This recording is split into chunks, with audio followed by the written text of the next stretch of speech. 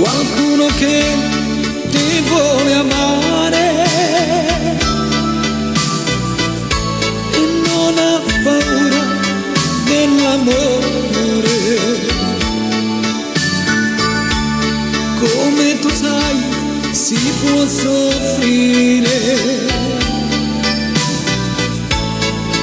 e qualche volta si può anche morire, come io per te, come io